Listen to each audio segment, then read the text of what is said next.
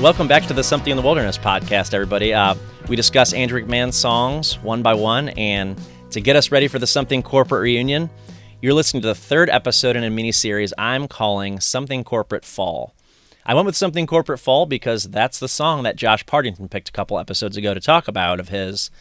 And then the last episode, we talked Ruthless from North.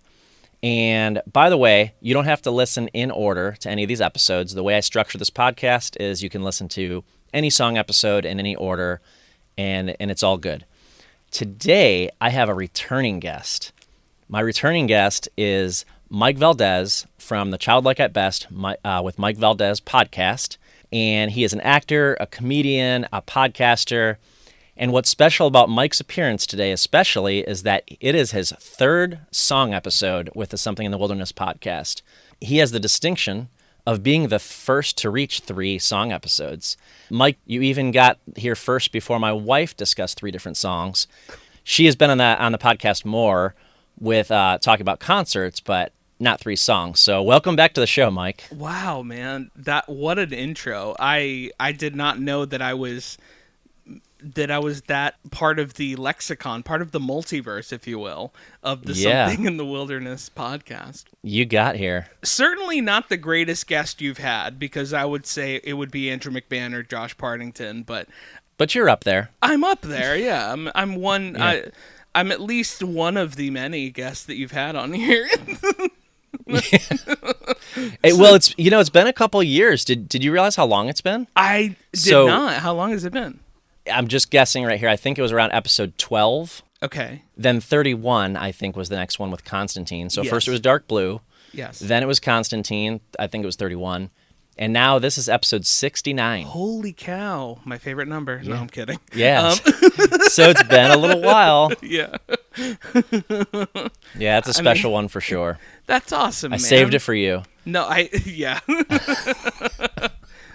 Wait till we get to episode 96 where we turn around and fart on each other's heads. But,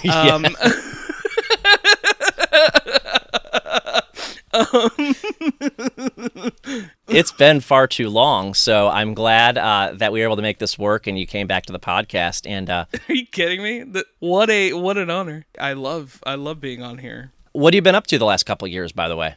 I have been still doing comedy, auditioning a bunch. Being an actor is a little tough right now, because there is a strike going on with the union, which is why you're starting to realize that TV is no longer great anymore, because there are no writers or actors to be a part of them. So it's going to be a lot of reality TV for a little while.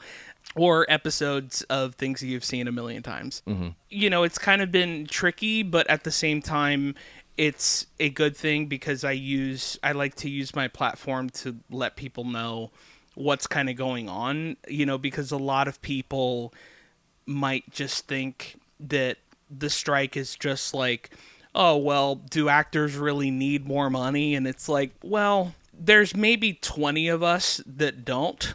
But really what the strike is for is not... Because a lot of people, when they think of actors, they think of Jennifer Aniston. They think of Brad Pitt. They think of... Tom Cruise. They think of Tom Cruise. Billionaires.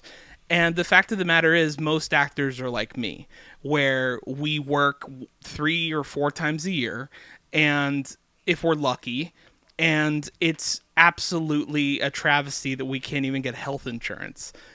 For what we do. Mm-hmm. And it's like, well, you're only working 4 days a year, 4 times a year. And it's like, well, that's not necessarily true either, because we're learning scripts, we're auditioning for things, we're doing a whole bunch of stuff. It's just, we're not being used as much because we would rather have the Tom Cruise, the Brad Pitt, the Jennifer Aniston, things like that. So yeah, there's that. And also the whole AI thing, which is terrifying. Yeah. Netflix wanting to basically just use people's likeness and give them $50 and just be like, we now have your likeness and we can put you in the background of a bar in some random show. And that is crazy. It's absolutely nuts. Yeah. So my understanding is, and correct me if I'm wrong, pay you one time for your likeness. Yep. Use it until the end of time. Until the end of time, exactly. Yeah. Which is crazy. I mean, this is already immoral, in my opinion. But now we can, and then it can get to a point where it's even more immoral, where we can start getting people who aren't alive anymore and use their likeness. So now we can have Mrs. Doubtfire 2 with Robin Williams. And it's like, well, isn't Robin Williams not dead? Or dead? Well, no, not really, because now we have the computer animation to be able to make him look. I mean, and that's just absolutely like, it's not even like wrong. It's evil. Like it's like, even if somebody, his descendants are being paid for that, that's not the point. Yeah, it's evil. Yeah, it's just an evil thing to do, like to without someone. his consent. Yeah, without his consent, exactly, or without any actor's consent, really. Yeah. You know, that's on the acting side, but you know, at the end of the day, my job is also to make people laugh. So, like, I'm a comedian, and I've been traveling around and doing stand up and growing my socials, and you know, doing the podcast. I have a podcast called Childlike at Best with Mike Valdes, and the podcast is about nostalgia, and I like to talk about just childhood memories, and just fun stuff, you know, and like your favorite snacks and like your favorite cereals, and like basically how when you were a kid, the dreams that you had when you were a kid, like how that formed who you are now. And I've had some really awesome people be on the podcast. Recently, I've had Jason Marsden, who was Max Goof on a Goofy movie, and he was on a bunch of TGIF sitcoms. And I have Mark Blutman, who was one of the head writers of Boy Meets World. I've had just a bunch of really awesome people. And then I mixed them also with just friends of mine who I want people to know about, you know, like I want people to listen to their podcast, or I want people to watch them do comedy, or watch them, you know, whatever. And I kind of mix it up in that regard. But yeah, that's kind of what I've been up to. So just that. Sounds like you're keeping busy. I'm trying to, you know. That's great. I did see that season 3 of your podcast started over the summer, and so I've been following that. I really like your recent Instagram reels. Oh yeah, about TV theme songs. Yes. Oh, that's great. Cracked me up a bit. So okay, well, I'd recommend people check those out. I love that you love that, because today I filmed a bunch more, and I was like, should I be doing this? Like, is this something that is funny? And I was like, man, at the end of the day, it's funny to me. So like, and so for the listener for the listener that doesn't understand, I created a character, and it's a character who is the vocalist of every TV show theme song you've ever heard of. And the whole thing is that he does it in a way too overly sexual way. So he'll do like the Friends theme song, or like Brotherly Love. Today I did King of Queens, you know, things like that. So it's just a very like silly, like, you know, the boardroom of like, oh, we have this great sitcom, but now we just need a theme song. And then, oh, let's get this guy that is so great. But yeah, his name's Sexed Up Randy. This is his name. Yeah, it's good. Thanks, man. Speaking of nostalgia, so you talked about nostalgia a little bit. I sure did. This story doesn't go back to my childhood necessarily, because I'm a bit older than maybe some of the average Andrew McMahon fans, let's say, because when the album we're going to talk about for today came out, I was already old enough to go to the bar. Oh, okay. I'm going to tell you a story about what this song that we're going to talk about reminds me of. So please, yeah. When I grew up in the Detroit area, most of my life was in the Detroit area early on, and my friends and I would go to this club. So most people that have met me in the last decade, I would say, probably would not expect to find me in a place like this, and probably would not these days. But back in the day, I was hanging out in an alternative goth club in Detroit on some weekends. So a little bit different. Yeah. Definitely no something corporate being played at this club. So that's not where the story goes. But wouldn't it be great if it did? I was going to say the same thing. Yeah, probably get some confused looks in there. Yeah. But when I was moving to Hawaii, I was kind of looking for friends similar to the ones I had back home, because I didn't know anybody when I moved there. People that have listened to the show before know that I talk a lot about my short time in Hawaii, because it was so close to the time that North came out. So North really reminds me of that year of my life.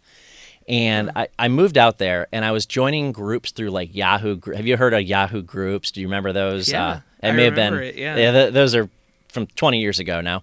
Meetup was pretty new at the time, and I was joining these groups just kind of looking for friends that were similar to the friends I had back home. And so I found myself in this Aloha Goth group, meetup group, believe it or not.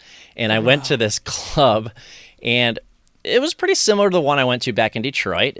Most people were nice. It was cool. One night, I was hanging out with this group of people, and someone suggested, hey, why don't we go out to the beach? Well, this one person that hadn't been drinking anything was like, I will drive y'all out to the beach, and we'll go down there and we'll go swimming. And I'm like, sure, sounds cool. What a great idea. We're drinking. I hardly know these people. Take me to a beach randomly out in the middle of nowhere. Sure. So not my finest moment. This is where the documentary usually starts. Yeah, this is what the last time Steve was heard from. Yeah. And we didn't have GPS on our phones, by the way, so nobody could possibly track me. And we go out there. The good news is everything went just fine. We went in the water. I got back out, and I was very tired. It was late. Again, I had been drinking earlier on the night. And next thing I knew, I woke up, and I was in someone's car that was taking me back to Honolulu, and the sun was coming up. Mm-hmm. I'm always reminded of that moment when I hear this song, that waking up to the fresh new day in Hawaii, looking around like, what happened? Oh, yeah, why am I here? Oh, yeah, that's why. But mainly it's the line, let's get drunk, you can drive us to the harbor, is what sticks out about this song. Of course, we're talking about Down from the album North, track 3. The album was released on October 21st, 2003. And you can also find the song, although I never listened to it this way, it's also track 11 on Played in Space, apparently. Mike, I know you're a big North fan. We've talked about it both on recording and off. I think we always knew since we first chatted that you'd be coming back for a song from the North album. Yeah. When we first got back in touch more recently, why was it Down? Why this song? Oh my gosh. It's really tough for me to pick a specific song from this specific album because they're all so great. Yeah. And they're very specific to a certain time in my life when I was in junior high or however old I was. Well, first, I just want to say this. It is so awesome that the both of us basically had almost the same experience when it came to listening to this album for the first time.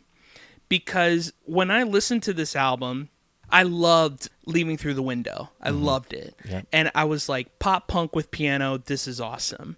And when North came out, I listened to it and I kind of just like chucked it because I was like, I don't think this is all that great.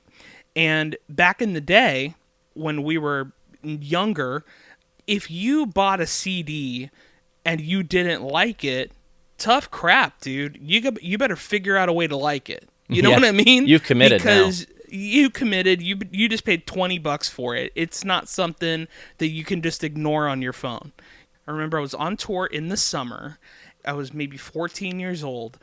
And I was like, I had exhausted my entire CD booklet, my Trapper Keeper of CDs that I had. Yep. I'd exhausted all of those CDs. And I was like, you know what? I haven't given this Something Corporate album a real shot. Let me give it a shot.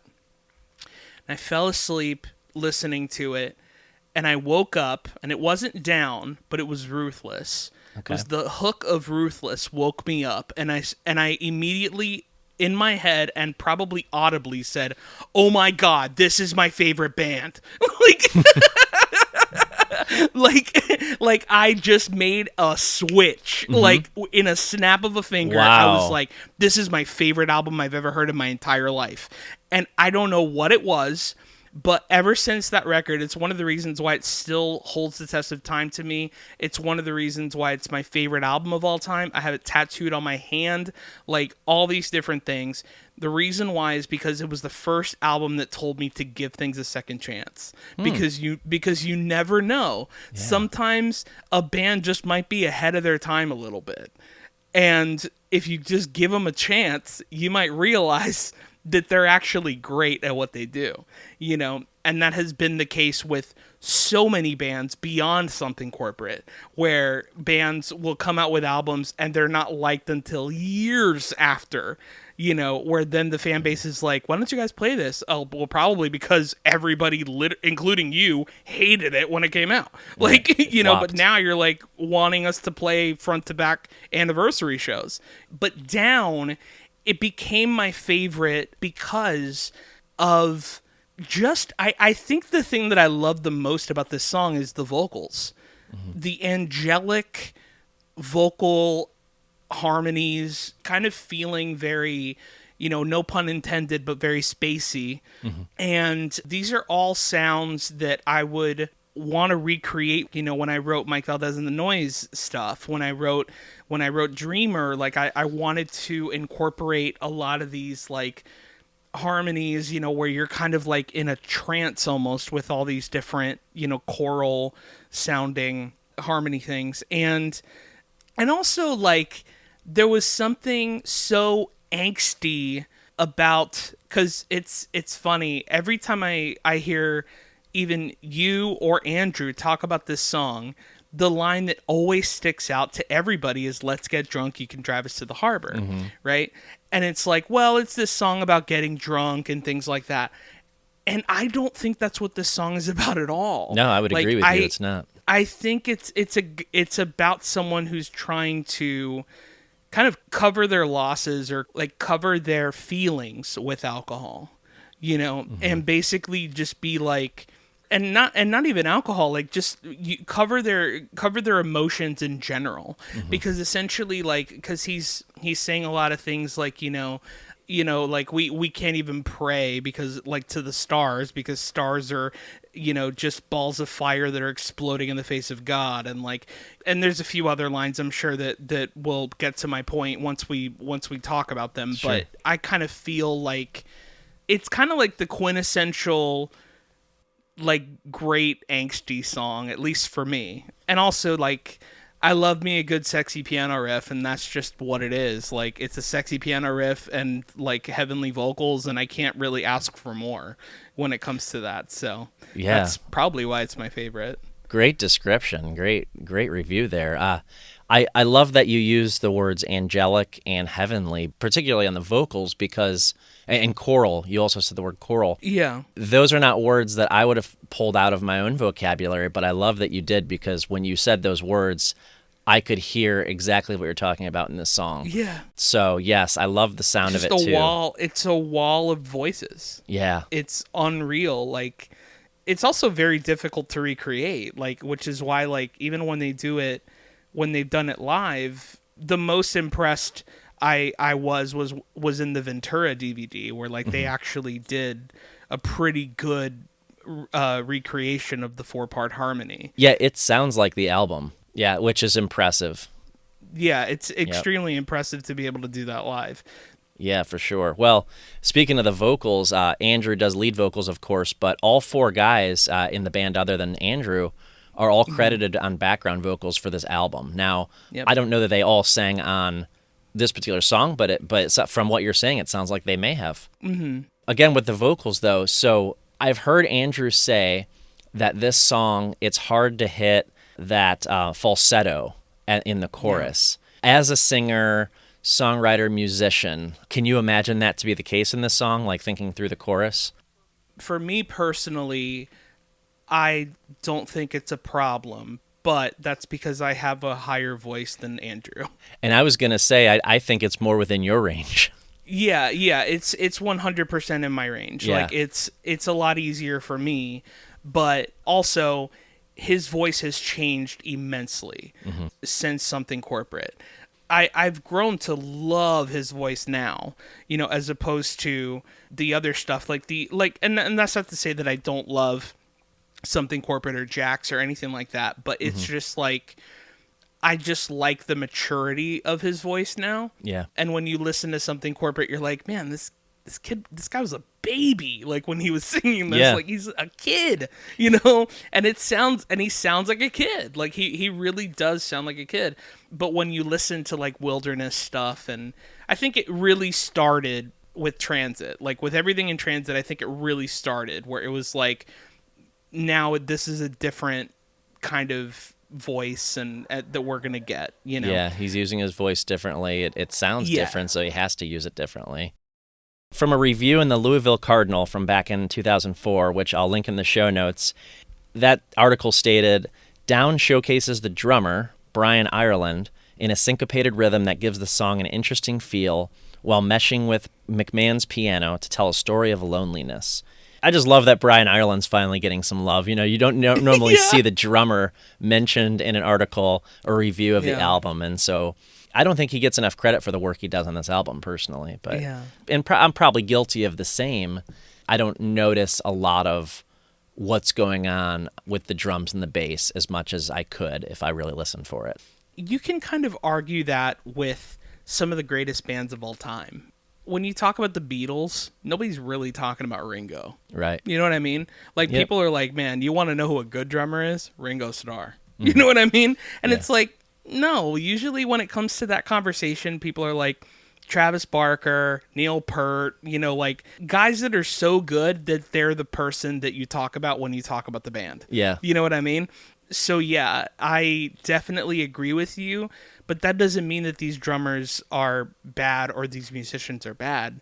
They're doing their job correctly, actually, because they're letting the best part of the band shine, which is the songwriting, you know, and it's difficult enough to just be like a support. Like, I mean, and this can go into acting, like, for example, like as a comedian, when you watch a comedy scene, the reason why Steve Carell is funny in a movie or in The Office is because everyone around him is acting normal and he's acting nuts.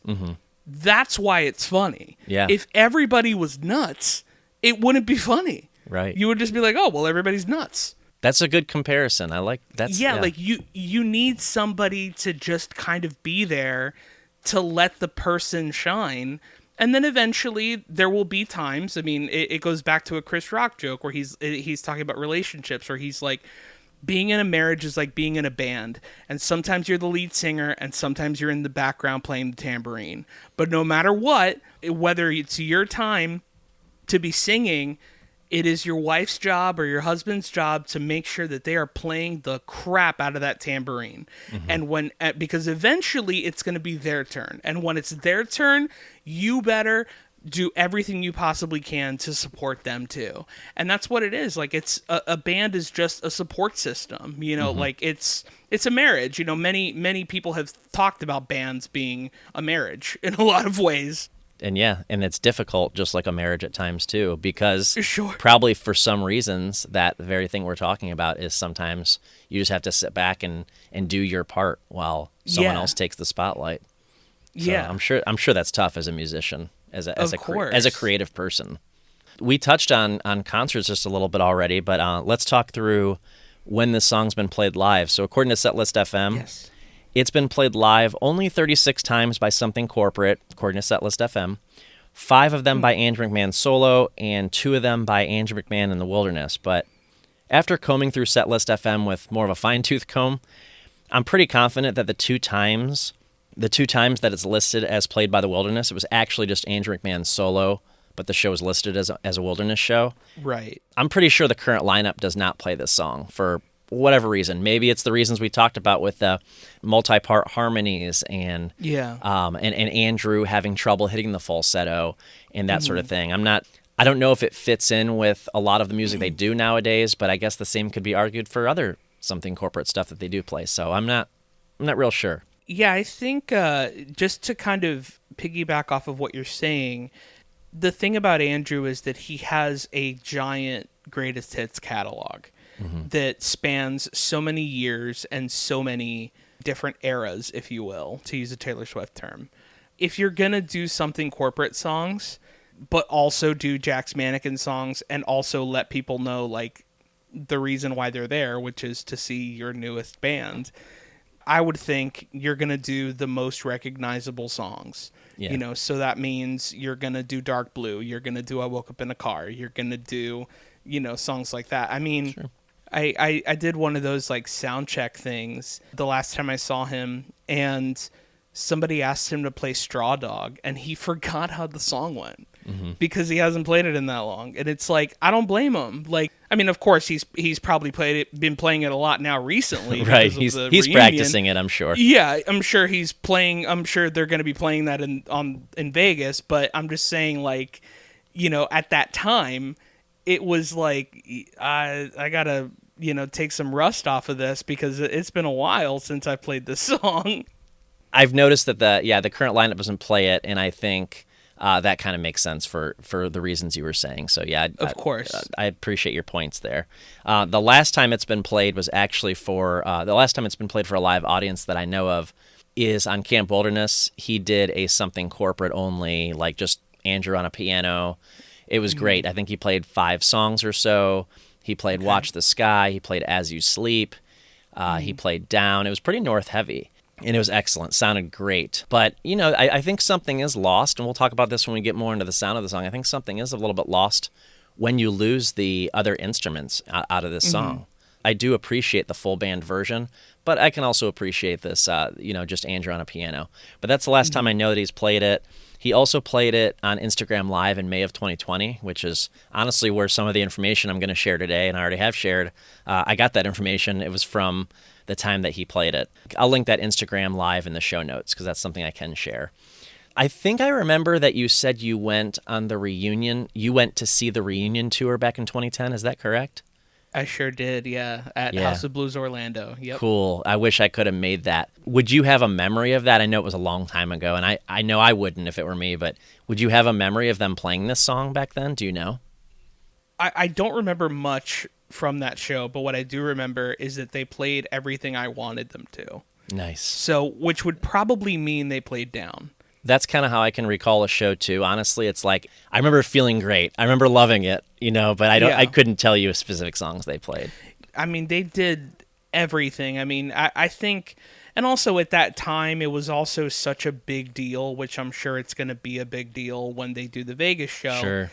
It was such a big deal that they finally, took the car cover off of Constantine and they played it, because Andrew doesn't really play it very often outside of something corporate, and I don't blame him.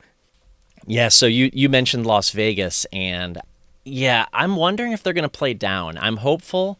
I think they might, but they got, like you said, they got a lot of songs. They've got a lot of music in their catalog. And so, they're probably going to have 90 minutes on that sideshow stage. And I think Ruthless is more likely than something like Down, but I wouldn't be unhappy to hear this song Down because of course I know I heard it in concert because I looked at Setlist FM. That's the only reason I know. Yeah. But back in January 2005, I saw something corporate. I don't remember specific moments from that concert. Kind of like I said earlier, I remember how it felt to be there. I remember that I loved it. And like in the way you put it, and they played everything I wanted them to play. Yeah, but that's about it. But I can probably assume, you mentioned Live at the Ventura earlier, I can probably assume that when I heard Down in 2005, it sounded a lot like that performance. That's another thing too, man. Like we're watching a lot of these videos from like someone's phone or someone's camera. Things are just different in the room because like me as a musician, I'll listen to, Andrew play something acoustic or Andrew doing Down or whatever and be like, he was a little flat there. Like he messed up a little bit here. I wish he could have done this. I wish this and that. But I bet you $1 million if I was in that room, I would have been like, that was so perfect. Oh my God. Like, that's a really good point. Because the energy in that room is, oh my God, he's playing my favorite song, or oh my God, he's doing the song or whatever, It's a completely different experience live. It's the same thing with stand-up, which is why I tell people all the time, if a guy on Netflix makes you laugh, he's twice or 3 times as funny in real life. Because definitely, because you're at home in your underwear, like watching something, and judging it. Yeah, it's wild. Yeah, and in the case of live streams or comedy you're watching on TV or on YouTube or whatever, it's easy to take yourself to be taken outside the moment where it's much easier to stay engaged, and that's your sole focus when you're in the room with that musician or that comedian, to be present and actively listening and following, and the energy around you of the crowd you can feed off of. So it is such a different experience. That can't agree with you more. I love the comedian Justin McKinney, and he sure, he's great. Yeah, he doesn't normally come out of New England very often, hasn't in a while until this year, and he finally came to the Midwest. And I'd been waiting like a decade for him to come back, by the way. And it was so great because, I can watch him at home, and I'm like, yeah, that's funny. Like, what he does is funny on his specials. But when I'm in the room with him, man, I was in stitches. It was great. Of course, there's nothing better than watching any art live. There's just nothing better. Well, let's talk a little bit about the songwriting here. So, do you remember the old brown piano? It's not like the one he plays now. I don't know much about pianos, I'm sorry, but it was like taller. Yeah, the upright. Upright. Okay, it's called the upright. It's an upright piano. Yeah. Okay. So there was the brown upright Yamaha, I believe. Okay.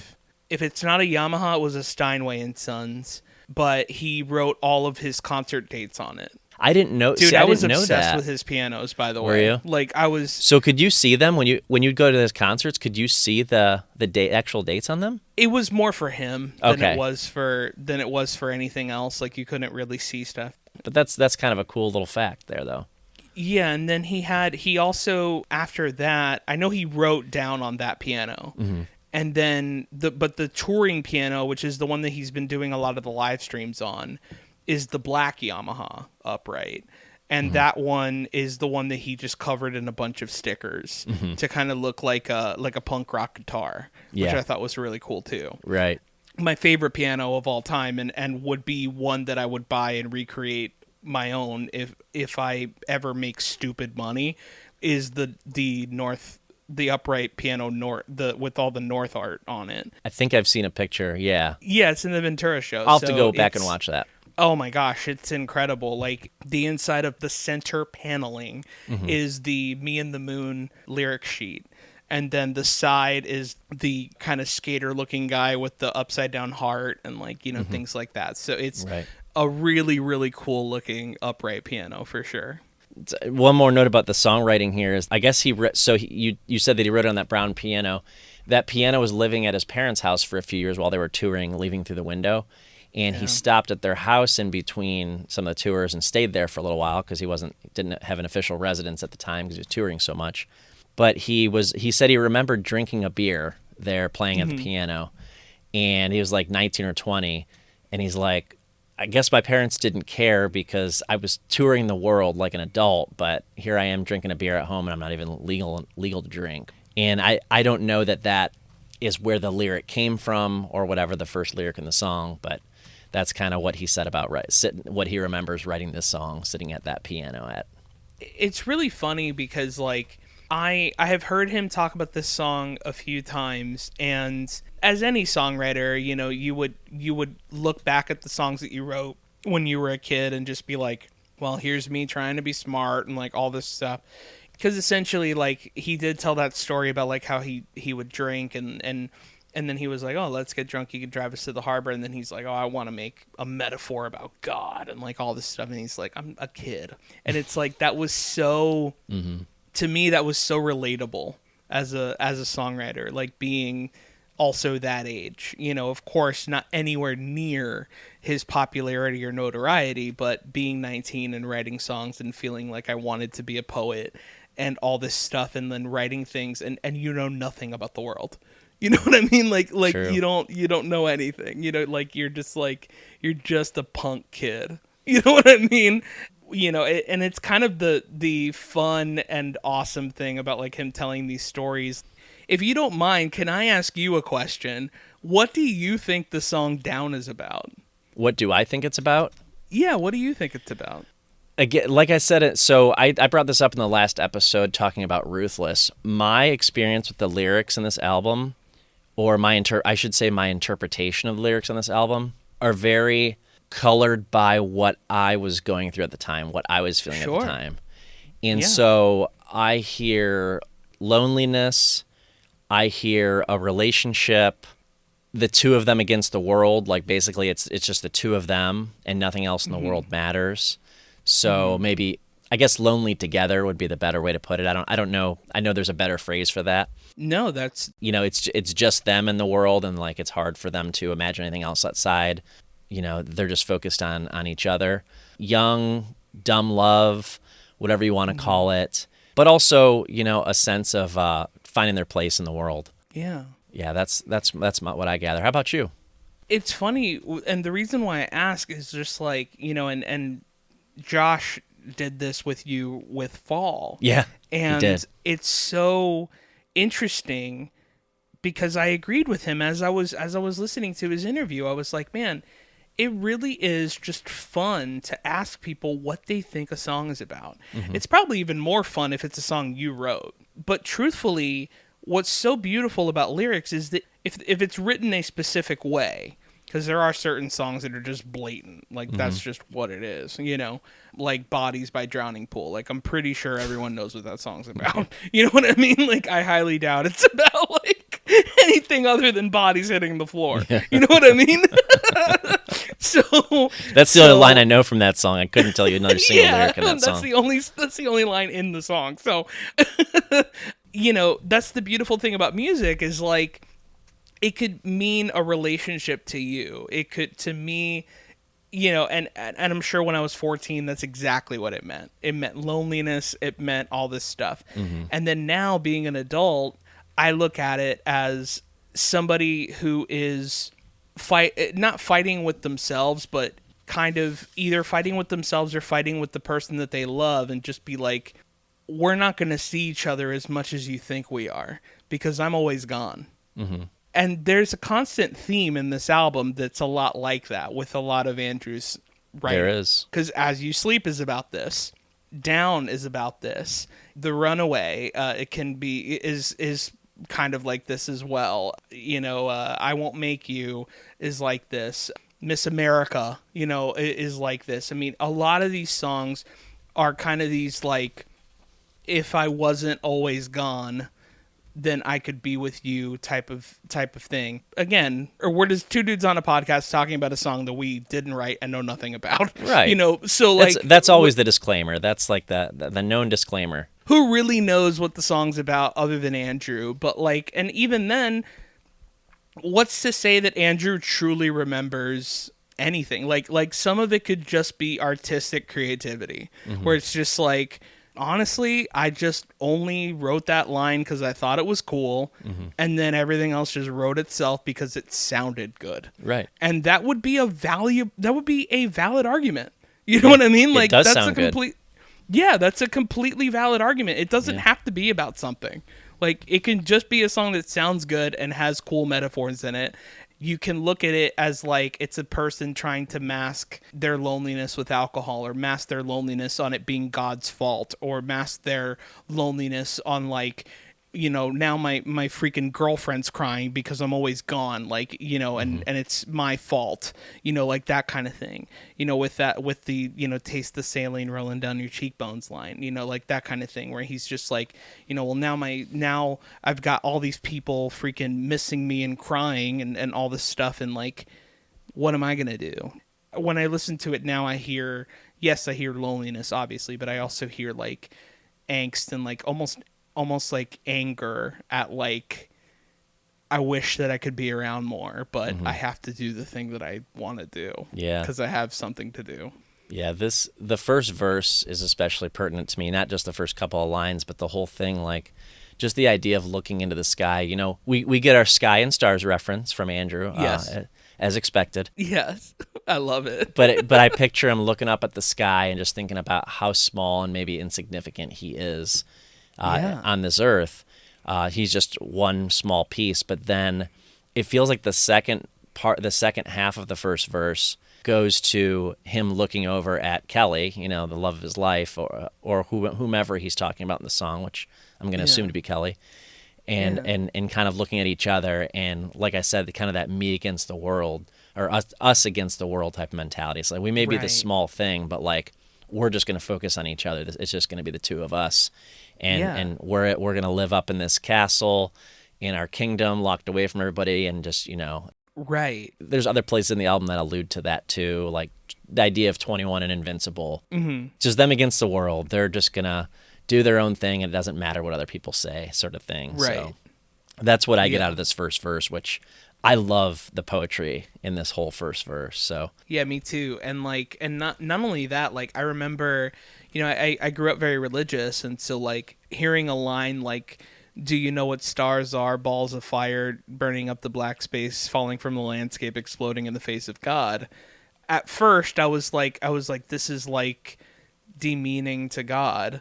But then, of course, the older you get and things like that, you start to realize, like, actually, that's kind of true. Like, in the picture of it, it is true. But also in the metaphor of it, it's true. And here's the reason why. Because stars are made up of people. And at the end of the day, all people are doing to God, if you believe in God, is slapping him in the face. So in a weird way, it also is a deeper metaphor than maybe he even intended. Oh, that's pretty deep. That's going pretty deep there. Like, if that's what he wrote it about, that's very clever. No, I truly love that line, like, so much. I mean, and he writes a lot of really cool things. He doesn't seem to be a very religious person, but like he has talked about it in certain songs where he's talked about like going to church in a wilderness song, I believe. I forget which song this is, but he's talks about going to a church because one of his friends asked him to go or something like that. And I've always found his take on spirituality very interesting. Mm-hmm. Something he's been good at since he was a kid is just painting a picture. Yeah. He's just always been good at it. And he knows how to tell a story. And there's no doubt about it that this first verse is him looking at a larger picture outside of himself and saying, okay, where do I fit into this world if I'm just this small speck in this huge landscape and this stars and God and like, what am I? Sort of thing. So exactly. The second verse doesn't have quite as much to it, but I do want to point out at least one line, and you might have more that you want to mention too here, but I get a lot more of what you were talking about earlier with the I want to be there, but I can't, in the second verse especially. Mm-hmm. The image of someone crying with the saline rolling down your cheekbone, them talking on the telephone. I love the line, feel your heart, it breaks within your chest now. And then, of course, try to get some rest now, sleep's not coming easy for a while. Yeah. That's the way that flows is just like so heartening. And then the beauty of him not realizing that he was actually talking to Cecilia because he says child. Deep, man. I'm completely kidding, but also would be really cool. Yeah. If he did that. At the very least, he could tell Cecilia that. Yeah. And I'm not going to be the one to tell her any different. Right. Yeah. Yeah. He's speaking to his future child. He's speaking to his future child. Yeah. Child, yeah. But I like the verses better than the chorus in this song. Okay. I just feel like there's more to listen to, more to take in, there's more going on musically, in my opinion, in the verses. But something interesting about the chorus, at least to me, and that is that I've been singing along to this song for 20 years now. Mm-hmm. And I never knew. So it wasn't even that I was singing the wrong lyrics this time, because I've had a few of those. If you listened before, you know what I'm talking about. I wasn't even singing actual lyrics at this part. I never knew that he said, I hear sound echo in the emptiness. What I had to listen to the song earlier today and then write out phonetically the sound my voice would actually make. And I would sing, Awin sen echo in the emptiness, because I had no idea what he was singing. And I never... That's so interesting. I never realized I did that until I read the lyrics. I was like, that's not what I say. And then I had to play it back and be like, oh, it's because I was saying not words. It's because I was saying not words. Yeah. That's so funny. Yeah, so I think it's that part where he goes real high. I didn't know I couldn't understand what he was saying. I never felt that way when it comes to this song. This has certainly happened, like, with many songs. I mean, you're not the only person. I mean, like, right. I know, even common occurrence. It goes back to like Joan Jett, like where it's like, I love rock and roll, box baby. Like, Yeah. you know what I mean? That's like, probably that's what I it sounds sing, too. like, but Yeah. that's not what she's saying. Yeah. Like, Yeah, I think I sing that to that song as well. yeah. Yeah. I did notice another interesting thing about this chorus, though. So what he actually sings, as we've said, is, I hear sound echo in the emptiness all around, but you can't change this loneliness. Once I read those lyrics, I immediately thought of a newer Andrew McMahon song, and that's Sure. You echo in the halls. I feel your shadow on this empty stage.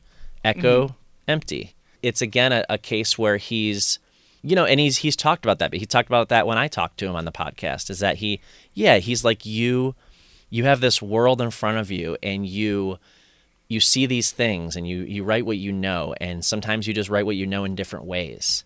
And I made that connection immediately once I knew what the actual lyric to the song was. I was like, oh, he's talking about echo and empty, using that echo and empty. And it is kind of like a cool, I don't know, juxtaposition of those two words and how they fit together in the same sentence. So, well, and also another thing, it paints a beautiful picture of, like, you hear a sound echoing emptiness, meaning that nobody's there. Right. So it's like, if a tree falls and nobody hears it, did it actually fall? Mm-hmm.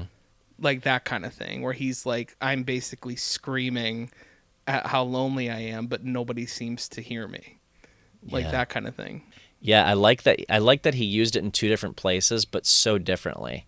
And Of course. I doubt that he even knows that it would take someone like me reading through these lyrics, and I'm sure other people have too, not that I'm the only one, but it certainly wouldn't be an artist that would say, have I used those two words in the same sentence before? I think I have. Right. Let me check. No, they don't do that, I'm sure. Yeah. So, but you're right. It kind of makes sense for them to go together in the way that it's used, but it was putting it differently.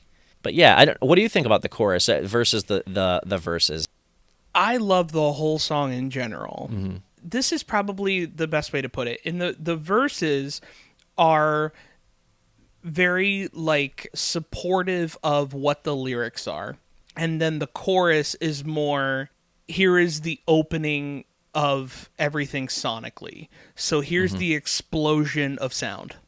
Yeah. Here is the thing here is the memorable, oh, you're a sound echo in the emptiness, whatever. And it's like, and I love those lyrics and they're great, but like most hooks aren't necessarily like the most deep thing in the world, they just need to be something memorable, like at the end of the day, Yep. something Something hooky. Yeah.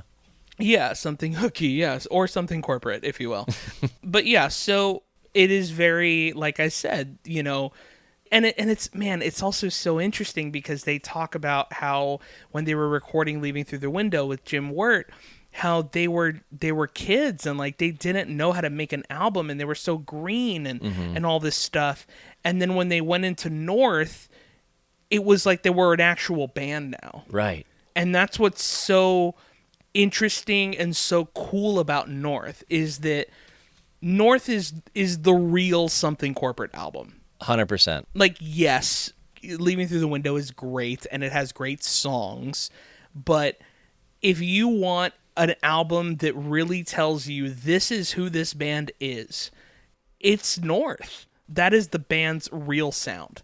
And they figured that out through trial and error on tours, through recording, through all that kind of stuff.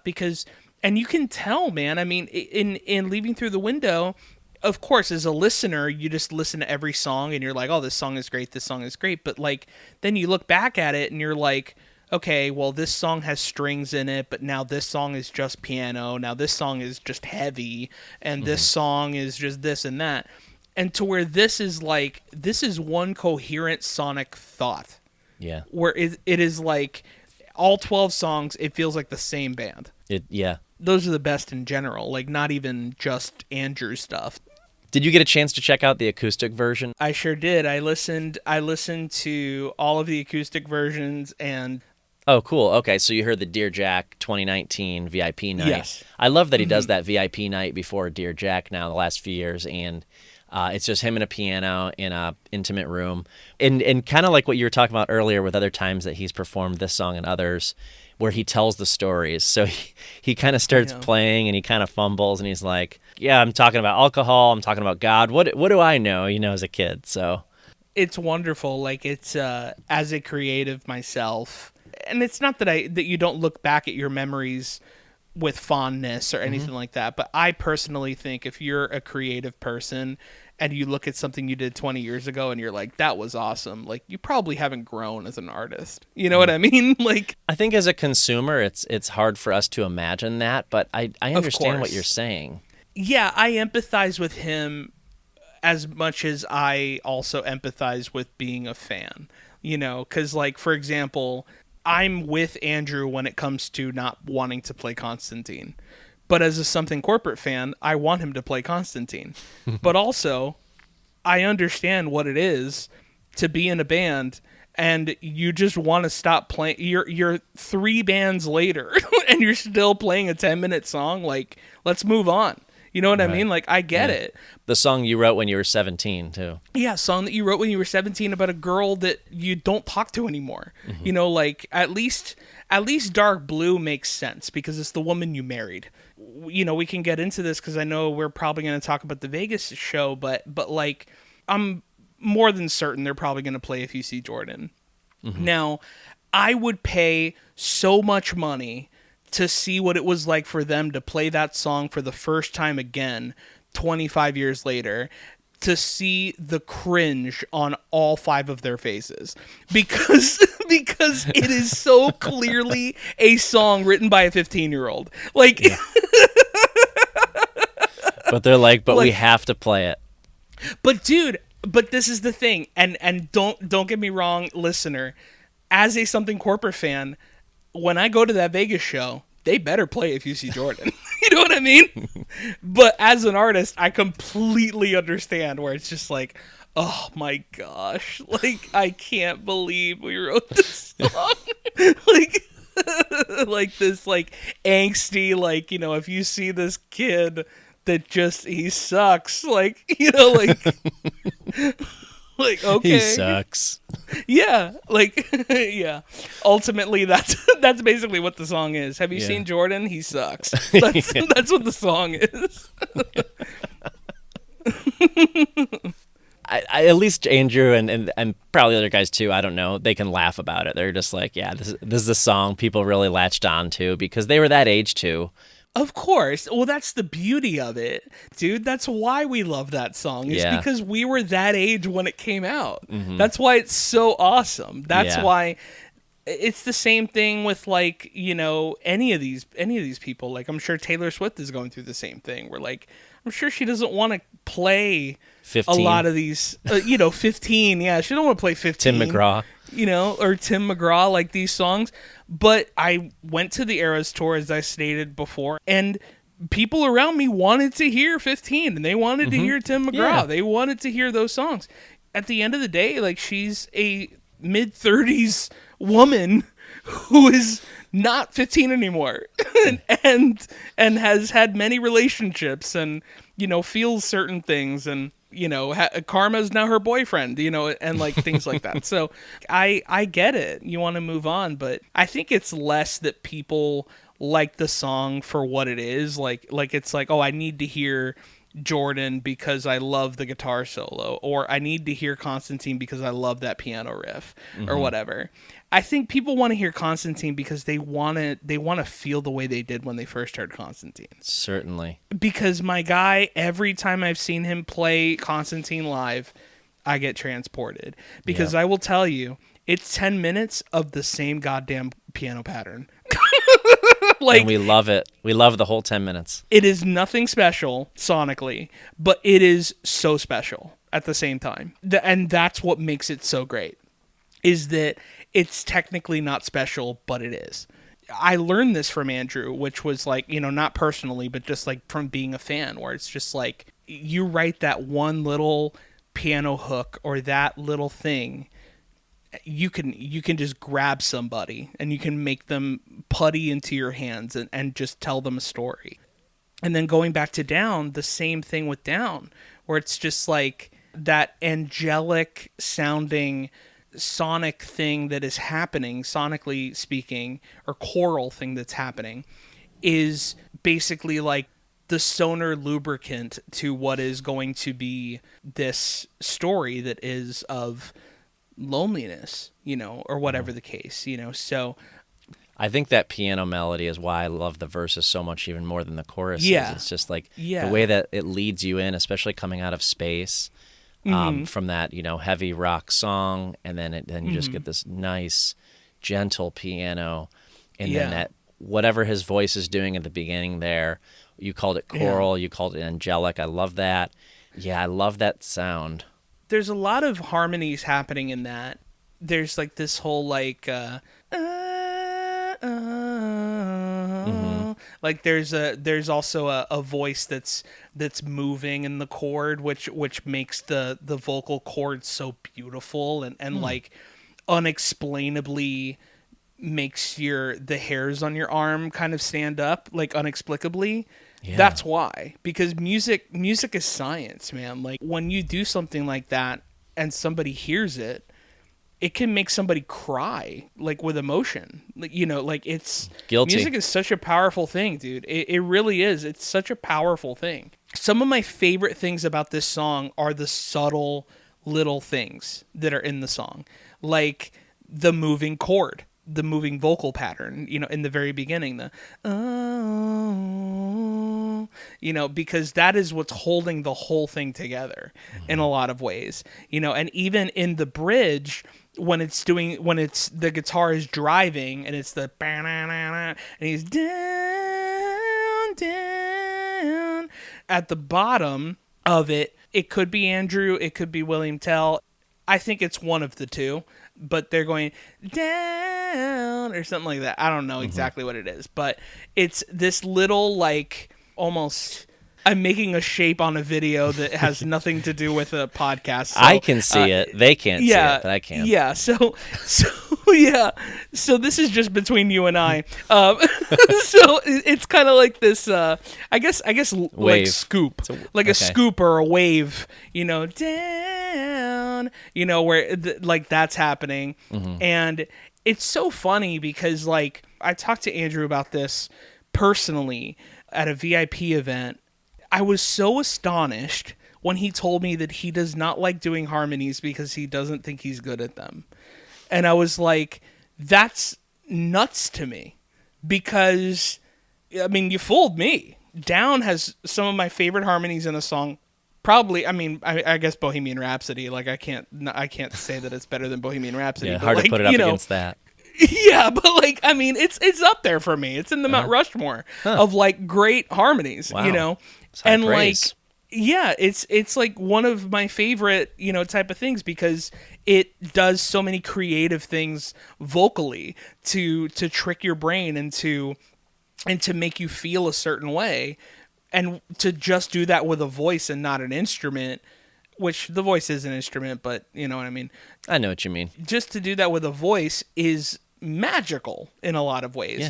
The only other time that he's been able to do something like that where I was like wowed by it was Walking in My Sleep from Zombies on Broadway. The sleep. Yeah. It's just so good, that harmony. That's cool when they do that live together, by the way. Yeah, it's so cool. Exactly. Absolutely. So what should I anticipate hearing in Vegas? We're thinking probably Ruthless. We know they're going to play Fall. Yes. What do you think? What should I expect on the docket for Vegas? So you said it's an hour and a half, right? Yeah, the sideshow supposedly. Yep. Do you only want me to give you North songs, or do you want me to say, oh, they're probably definitely going to play these? Oh, any. Yeah. What do you think? The definites, in my opinion, are Punk Rock Princess, I Woke Up in a Car, probably Jordan, Fall, Hurricane, Astronaut, If We're Lucky, Straw Dog, another If We're Lucky is Drunk Girl, and then move on to North. In North, we're probably going to hear Space. We're probably going to hear, and the only reason why I say Space is because Space was was a single, so that's Yeah. the only reason why I say Space. I'm pulling really hard for Down. I think we're going to hear Down. Definitely think we're going to hear Me and the Moon. Yeah, for sure. Yeah. I definitely think we're going to hear Ruthless. I hope so. And I think, oh man, Probably 21 and Invincible. 21 and Invincible is probably a likes to play great that one. Watch the Sky if you want to yeah. count that as a North song. Yeah, I would say so. And I mean, if you're Japanese, you count it as a North song because it was a Japanese import. Right. So yeah, it's a North song to me. In my opinion, if this were Warped Tour, they would play Only Ashes. But since this is a show that is specifically for people that are going for something corporate, and it's not like a let's get people to our stage type of concert, Yeah. they probably won't play that song. But they also might because it's their heaviest song at the same time. Yeah. So I don't know. How many songs did I name? Like 1,000? Did I name all of their songs? I believe you named a set's worth, yeah. Yeah. It's out in the universe now, so. The only ones that I can think of, well, yeah, I forgot Constantine. They're definitely playing Now, if they Constantine. play Constantine, they got to cut 3 of what you just said. Yeah, they have to cut like half of the set now if they play Constantine. Mm-hmm. Yeah, of course, yeah. Yeah, I hope we get a deep cut. Like, If I Die would be great. Yeah. Wait would be cool, but I don't think we'll I get love that Wait. one. Love that song. Letters to Noel would be great, but I don't think Yeah. we'll get that one either. Forget December. We'll probably never get that, but that's a great song. I'm sure you're probably going to feel the same way I do. I think you'll be happy with whatever they play. I think so. You know what I mean? Yeah, like, pretty sure. Because honestly, leave dude, satisfied. yeah, like truthfully, it's kind of like when I saw the reunion. Like I was just happy they were there. Mm-hmm. They're like are in sync, dude. They're like are in sync. Like when In Sync came out at the VMAs, that was me when something corporate was like we're playing Vegas. I completely agree. Yes. Yeah. You could. Yeah, I couldn't There have said are that In better. Sync. Yeah. Yeah. The people who are reacting to NSYNC, that's how I felt. There are In Sync where it's like I never thought this would happen. Thanks a lot, Mike, for coming on the show. I really appreciate having you again. It was fun as always. Oh, thanks, man. Let's not make it as long next time before you come back, because Oh yeah, no, for sure. I'm sure we'll come up with others to talk about. So I look forward to that. Oh yeah, there's plenty of songs I can talk about forever. Yeah. Tell the people where they can find you out online. The best place to find me is my website, which is thekidfromup.com. That is my website until Disney sues me. When you go to that website, you will find out why it is called The Kid From Up, and because it's a lot of what I look like. But anyway, that has my Instagram, it has my TikTok, all that stuff. My music is also on there, my podcast. Yeah, I mean, just stay in touch. You can hang out and comment if you want. Make yourself known. Say that you heard about me from the Something in the Wilderness podcast. That would be really cool, actually. Because then I know I'm with good people, because that's my tribe. You know, any Andrew McMahon fan is a friend of mine. Any Andrew McFan. Andrew McFans, you just coined a new term. Yeah, an Andrew McFan. That's what I am. I'm an Andrew McFan. We're keeping that one. Dude, please. I didn't even realize how great that is. Yeah. How that is not a t-shirt in his web store right now is kind of insane. Right. We got to get it in there. Get it An in there, Andrew so. McFan. Yeah. Again, thanks so much for coming. Had a blast. We'll be talking soon. And thanks for talking down with me. I love this album. You love this album. Yeah. Try to get some rest now. Sleep's not coming easy for a while, child. Yeah. I love it.